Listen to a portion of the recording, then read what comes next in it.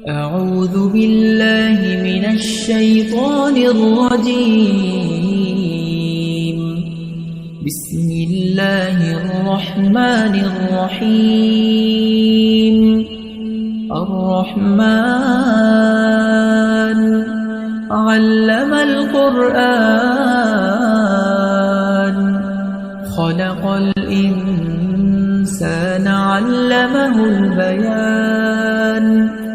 الشمس والقمر بحسبان والنجم والشجر يسجدان والسماء رفعها ووضع الميزان ألا تطغوا في الميزان وأقيموا الوزن بالقسط ولا تخسروا الميزان والأرض وضعها للأنام فيها فاكهة والنخل ذات الأكمام والحب ذو العصف والريحان فبأي آلاء ربكما تكذبان خلق الإنسان من صلصال كالفخار وخلق الجان من مارج من نار فبأي آلاء ربكما تكذبان رب المشرقين ورب المغربين فبأي آلاء ربكما تكذبان مرج البحرين يلتقيان بينهما برزخ لا يبغيان فبأي آلاء ربكما تكذبان يخرج منهما اللؤلؤ والمرجان فبأي آلاء ربكما تكذبان وله الجوار المنشآت في البحر كالأعلام فبأي آلاء ربكما تكذبان كل من عليها فان ويبقى وجه ربك ذو الجلال والإكرام فبأي آلاء ربكما تكذبان يسأله من في السماوات والأرض كل يوم هو في شأن فبأي آلاء ربكما تكذبان سنفرغ لكم أيها الثقلان فبأي آلاء ربكما تكذبان يا معشر الجن والإنس إن استطعتم أن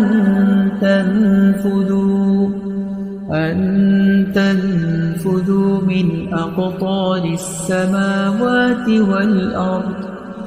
من أقطار السماوات والأرض فانفذوا لا تنفذون إلا بسلطان فبأي آلاء ربكما تكذبان يرسل عليكما شواظ من نار ونحاس فلا تنتصران فبأي آلاء ربكما تكذبان فإذا انشقت السماء فكانت وردة كالدهان فبأي آلاء ربكما تكذبان فيومئذ لا يسأل عن ذنبه إنس ولا جان